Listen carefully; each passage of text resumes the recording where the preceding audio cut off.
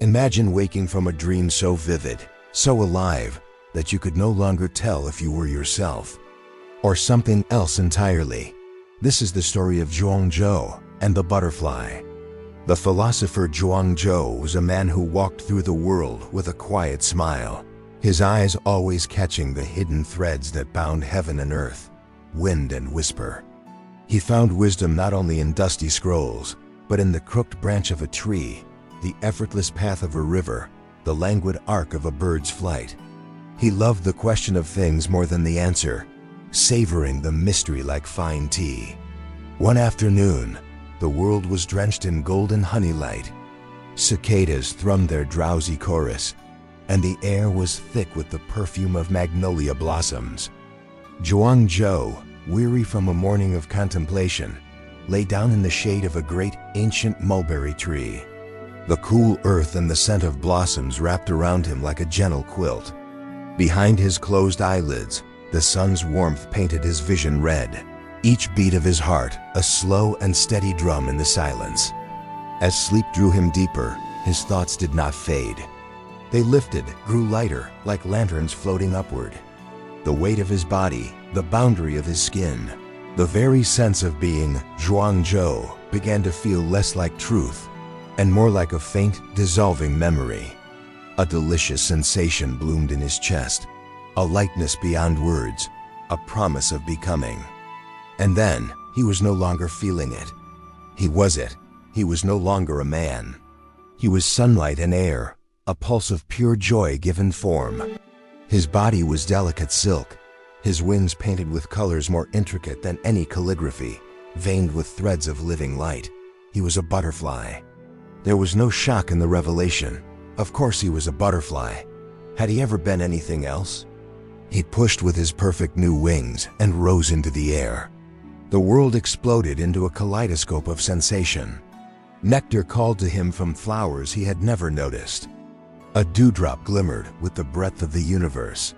The wind was no longer resistance, it was a partner, lifting him, twirling him in a glorious, effortless dance. He drifted on 1,000 breezes, sipping sweetness, reveling in the unthinking happiness of being exactly what he was in an eternal, perfect present. Over his own garden he fluttered and saw a man asleep beneath the mulberry tree. The man's face was serene, his dreams no doubt pleasant. For an instant, a flicker stirred within the butterfly, not recognition, but the faint echo of shared peace. Then it vanished, lost to the rapture of flight. Time passed as butterflies know it, bright, brief, infinite. But the brilliance began to blur. The flowers softened, their colors bleeding together. The exquisite touch of the wind grew dull, diffused. His antennae no longer caught the symphony of sense. The air thickened. The joyous lightness gave way to a strange, old weight. A dull thud. The kaleidoscope shattered. The taste of nectar was gone. Only the plain taste of his own mouth remained. The 1,000 fragrances vanished, leaving only grass and soil. Zhuangzi opened his eyes. He lay on his back, the mulberry branches swaying above him against the blue sky. His body was heavy, leaden, and achingly real. The dream clung to him with such intensity he gasped aloud. Slowly, he sat up. His hands trembled as he stared at them, man's hands. They could hold a brush, yes, but they could never feel the wind as wings had felt it. An aching homesickness swept through him, for a form he had never truly possessed, yet missed with every fiber of his soul. A white butterfly danced above the magnolia blossoms. Zhuangzi watched it, his heart beating with awe and grief. And then the question came, not as a puzzle for philosophers, but as a cry from the deepest part of himself. Am I Zhuangzi who dreamt he was a butterfly? The memory was still alive in him. The wind beneath his phantom wings, the joy that had been his joy. Or, he thought, dizzy with wonder, am I a butterfly, now dreaming that I am a man named Zhuangzi?